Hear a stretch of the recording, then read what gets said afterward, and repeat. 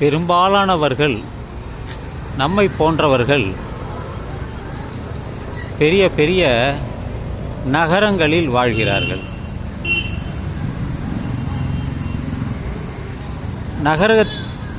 நகரங்கள் உருவாவதற்கு முன்பு சிற்றூர்களாக இருந்தது.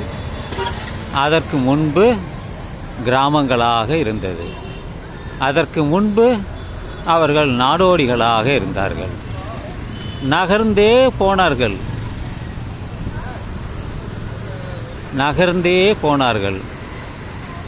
அவர்கள் எங்கே நகர்ந்தார்கள் என்றால் இடம் விட்டு இடம் நகர்ந்து போனார்கள். அப்படி நகர்ந்து போனவர்கள்தான் முதலில் நகரமானது. சிறு ஊரில் இருந்து ஒரு நகரமாக போனது. இப்போ நாம் வசிக்கின்ற நகரங்கள் பல வருடங்களுக்கு முன்பு இருந்ததா என்றால் இருந்தது. அதை எப்படி நாம் சொல்ல முடியும் என்றால் அதற்கான விளக்கம் என்னிடம் இருக்கிறது. அது என்னவென்றால், நாம் இந்தியாவிலே, தமிழகத்திலே ஒரு நாகரிகம் இருந்தது, நகரமும் இருந்தது. அந்த நகரத்தை வைத்துதான் நாம் நாகரிகம் என்று சொல்கிறோம். அது எந்த இடம் என்றால் கீழடி என்ற இடம்தான்.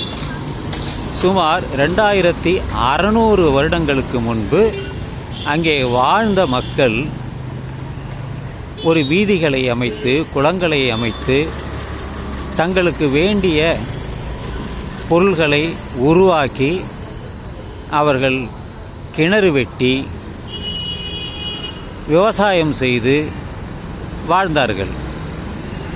அந்த கீழடியில் வாழ்ந்தவர்கள் நாகரிகம் அடைந்தவர்கள்.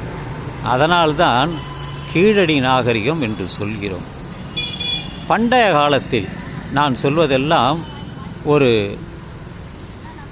5000 வருடங்களுக்கு முன்பு. தற்பொழுது 2025. இந்த 2025 அதனுடன் ஒரு 3000 வருடங்களை கூட்டிக் கொண்டால் 5000 வருடங்களாக நாம் கணக்கிட முடியும். அந்த 5000 வருடங்களுக்கு அந்த காலகட்டத்தில் எந்தெந்த நாகரிகங்கள் இருந்தது என்றால், சுமேரிய நாகரிகம். அது பெரும்பாலும் அந்த ஈரான், ஈராக், இஸ்ரேல், சிரியா, குறிப்பாக பெரிய ஒரு நகரமாக இருந்தது ஈரான் தான். அங்கே வாழ்ந்தவர்கள்தான் சுமேரியர்கள். அவர்களுடைய நாகரிகம்தான் சுமேரிய நாகரிகம். அவர்கள் என்ன செய்தார்கள் என்றால், விவசாயம் செய்தார்கள், உழுதுண்டு வாழ்ந்தார்கள், உழவர்கள் அவர்கள் எல்லாம்.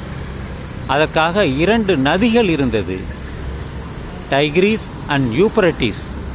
அந்த 2 நதிகளுக்கும் நடுவே வாழ்ந்த மக்கள்தான் அவர்கள். அந்த நாகரிகம்தான் சுமேரிய நாகரிகம். அதற்கு அடுத்தபடியாக இந்தியாவிலே ஒரு நாகரிகம் இருந்தது.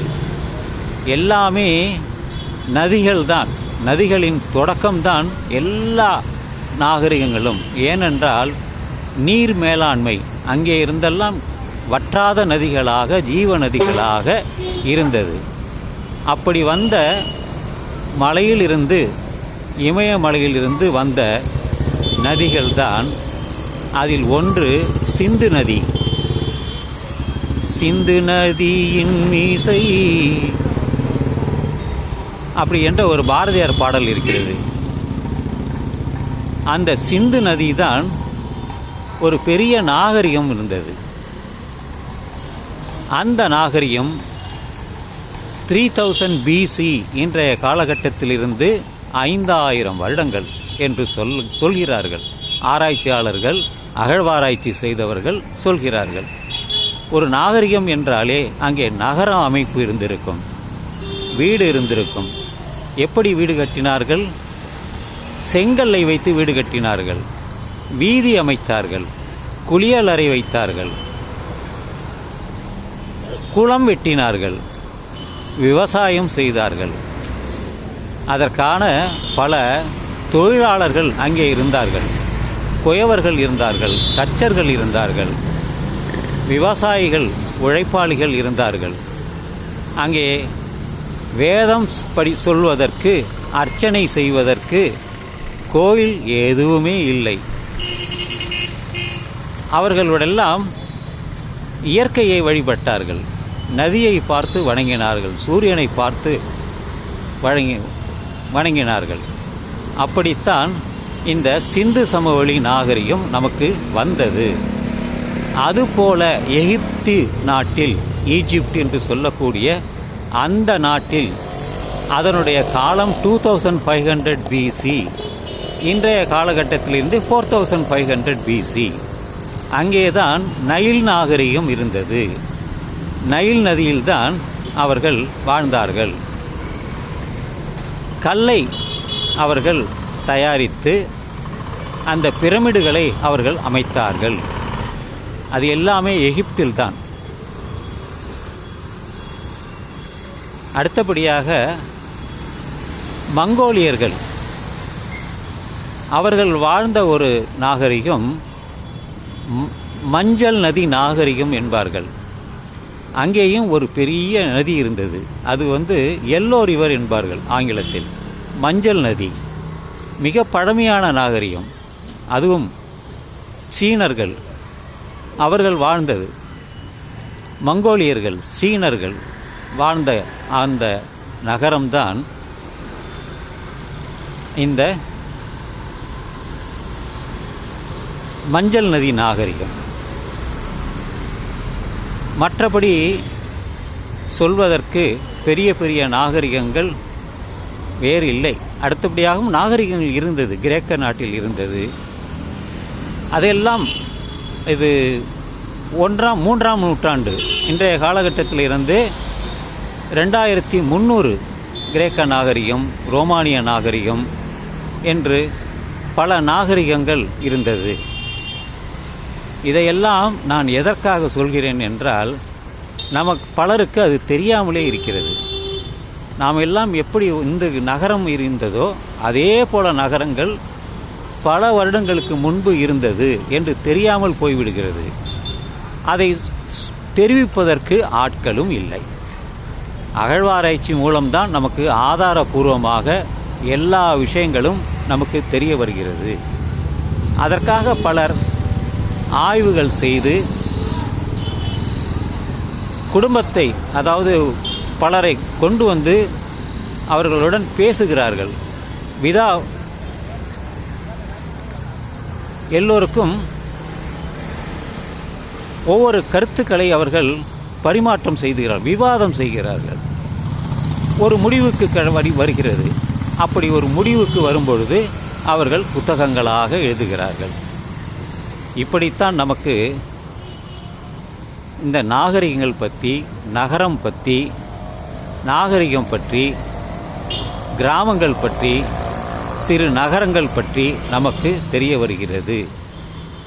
முதலில் தொடக்கம் எது என்றால் ஒரு கிராமம்தான். அதற்கு முன்பு கிராமமே இல்லை. கூட்டம் கூட்டமாக வாழ்ந்தவர்கள்தான், இடம் மாறியவர்கள்தான், நதியை நோக்கி அவர்கள் நகர்ந்தவர்கள்தான். உணவை தேடி, தண்ணீரை தேடி, விலங்கை தேடி இப்படித்தான் அவர்கள் நகர்ந்தார்கள்.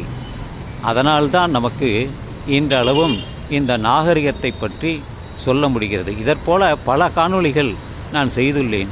திரும்ப திரும்ப திரும்ப அதை பற்றியே சொல்கிறேன் என்றால், என்னுடைய அந்த யூடியூப் சேனல் சிதம்பரம் கொள்ளிடம், அதை பலரும் தெரிந்து கொள்கிறார்கள்.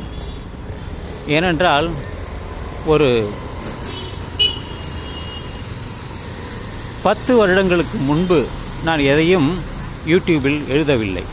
சமீப காலமாகத்தான், ஒரு 2 வருடம் அல்லது அதற்கு முன்பே தான் நான் இப்படியெல்லாம் எழுத வருகிறேன், பேசி வருகிறேன். ஏனென்றால் அதற்கான தகவல்கள், தரவுகள் நமக்கு வாசிப்பதின் மூலம் பலர் பேச்சின் மூலம் தெரிய வருகிறது. அதை பலரும் தெரிந்து கொள்ள வேண்டும் என்ற ஆர்வத்தில்தான் நான் யூடியூப் சேனலை சிதம்பரம் கொள்ளிடம் என்ற பெயரில் வைத்து நான் அன்றாடம் பல காணொளிகளை உருவாக்கி அதை பதிவு செய்துகிறேன். எனவே நண்பர்களே, உங்களுக்கு புரிந்திருக்கும், நிச்சயமாக புரிந்திருக்கும், புரியாமல் இல்லை. அன்றாடம் நீங்கள் செய்திகள் பார்க்கிறீர்கள், பல இடங்களுக்கு செல்கிறீர்கள். எனவே நண்பர்களே, இந்த பதிவு, இந்த காணொளி உங்களுக்கு பிடித்திருந்தால் உங்கள் கருத்துக்களை தெரிவிக்கலாம் என்று சொல்லி இந்த பதிவை நான் நிறைவு செய்கிறேன். இந்த இரவு நள்ளிரவாகட்டும் நண்பர்களே. இது ஒரு 10 நிமிடம் கடந்து செல்கிறது. முழுவதும் நீங்கள் அதை கேளுங்கள்.